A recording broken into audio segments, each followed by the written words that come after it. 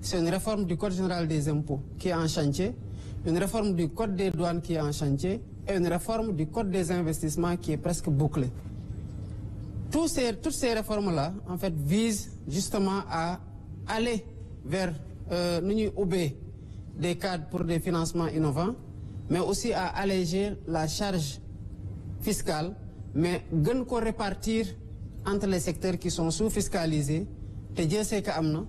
dans les secteurs émergents, comme le numérique, le secteur financier, avec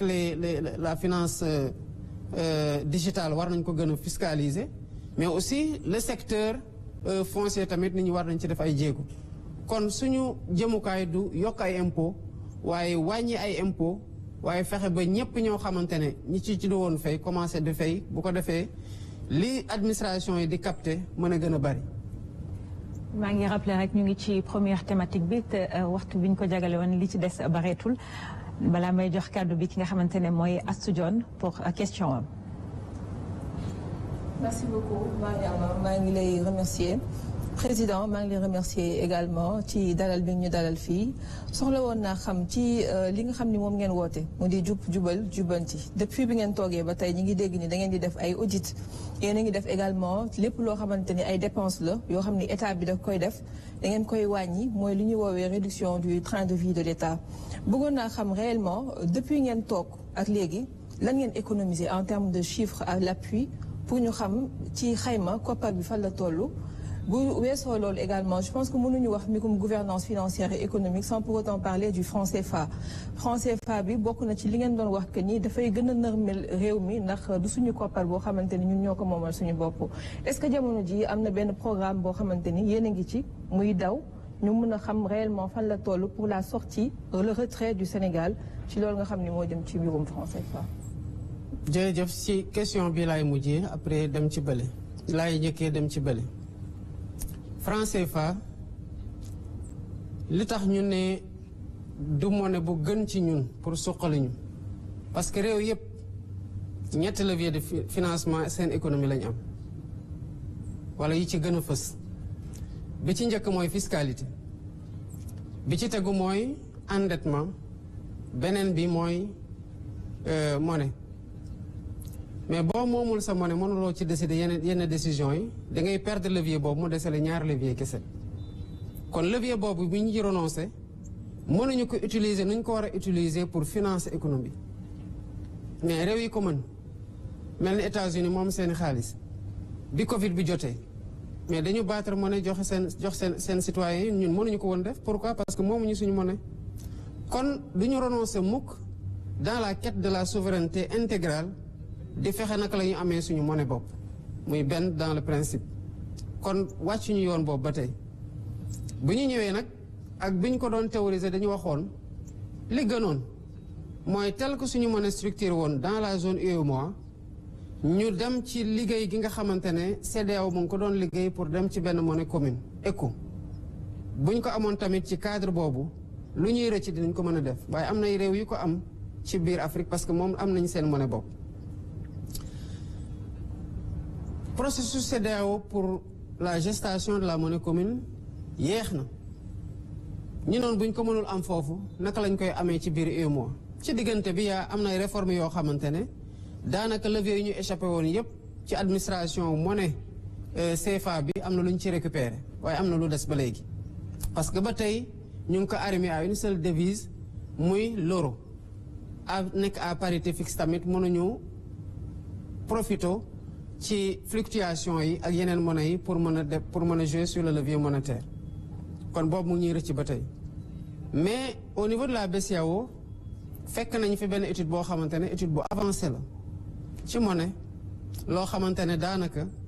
bu dul woon ni UEMOA doon yeexal ay tànkam pour xaar CEDEAO kon mën nañoo baral tànk ci dans le cadre de l'UEMOA ba récupérer une monnaie souveraine boo xam ne sax mën na am du am le même nom bi nga xamante ne moom la am tey du am même symbole du am même billet yi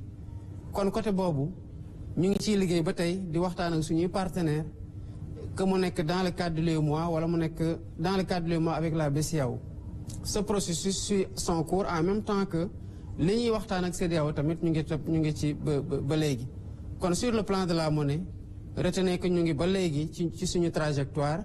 li ñu waxoon bu ñu ko amee dans le cadre de la CEDEAO c'est tant mieux bu ñu ko amul ñu léegoo ki ci biir UEMOA bu yeexee ci dans le cadre de l'UEMOA nag ñu génn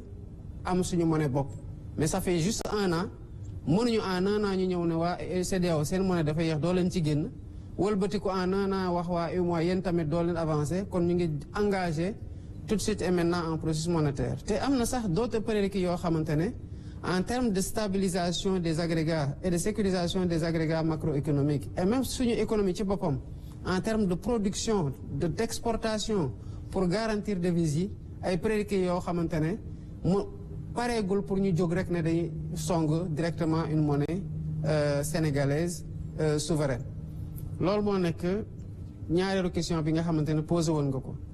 la première question fàttali ma ko ci li mu économiser ci li nga xamante ne économiser nañu ko xam nga sànq bi ma doon répondre sur la question des ressources fan la ñuy jëlee ressources yi dama fàtte woon un aspect important mooy renégociation contrat yi lan la jur parce que ñaar yooyu mën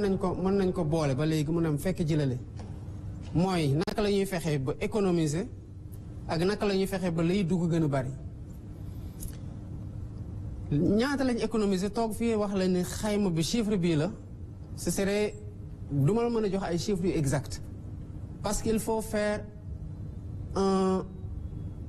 def une agrégation de beaucoup d'économies qui ont été faites démb maa ngi suivre kenn suñu ndaw ñu xarañ nekkoon sa plateau ne la au sein de la CDC rek moom mën na démontrer chiffre à l'appui que économiser la woon a CDC lu mat 100 milliards donc imagine que ce travail-là à l'échelle de chaque direction n'est pas fait pour ñu mën la ne tac à 1 an voilà ce qu'on a économisé encore que parlant d'économie souvent c'est une réorientation des dépenses je prends le cas par exemple en termes de réduction de train de la vie de l'État bu ñu waxtaanee ak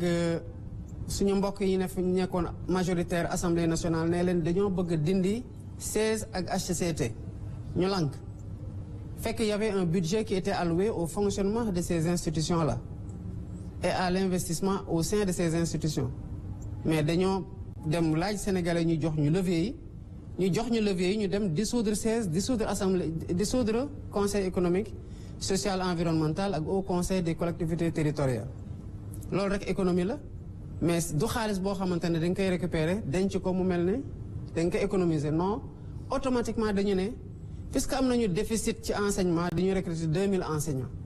kon xaalis boobu ñu jële woon fële dugal nañ ko automatiquement feneen mën nañoo joxe yeneen exemple ñi nekkoon dans le cadre du programme spécial de désenclavement mais bu ñu ñëwee fekk ñu waxtaanee ko ba pare mais dañu leen ne lii ngeen waxtaanee nii am na ci loo xamante ne c'est pas acceptable ñu waxtaanaat ak ñoom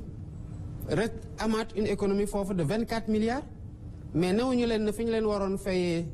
74 milliards dañu leen di fay 50 milliards par exemple dañu leen wax ne dañu leen fay toujours 74 milliards mais 24 milliards supplémentaires yi yeneen tali la mën a def parce que tali yu du jeex ñi ko soxla bëri nañ ainsi de suite dans le cadre du programme des constructions scolaires bi ñu fi fekkoon bi ñu waxtaanee mais dans un premier temps demoon nañ ba wàññi ci lu mat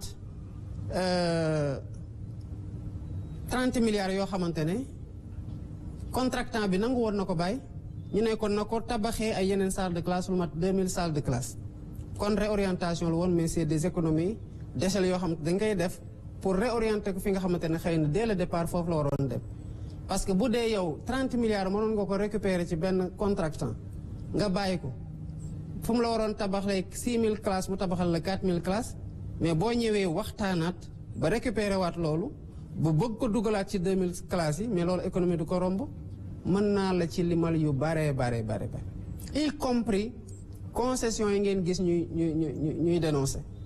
parce que dénoncer ko c'était renoncer à tout ce qui pouvait jóge foofu dugg économie ñaara ci am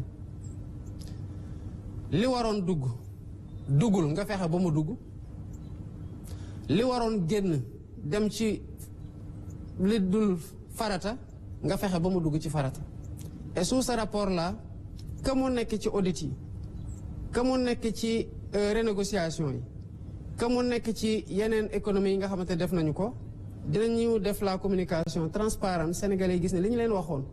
fii laa toogoon 31 après les 100 jours ne leen maa leen ko wax fii renégociation dina am mais renégociation ngi am te mu ngi joxe ay résultats yoo xamante ne alhamdulilah rabil alamin te day wéy te sénégalais yi bu ñu ko gisee dañ xam ne réew mi tax ci yenn mbir yi taxawaayu patriotisme rek la soxla maanaam wane ne bëgg nga réew mi am fulaay défendre réew mi ci loo xamante ne mooy intérêt te loolu gouvernement bi nii la ci def. jërëjëf monsieur le président tontu am na solo may rappeler rek sama collègue journaliste yi ku ci nekk benn question nga am ci formulation bi ma leen di ñaan ñu defee ko noonu comme ça temps bi nga xamante ne lañu jagleel étape bu nekk ñu mun ko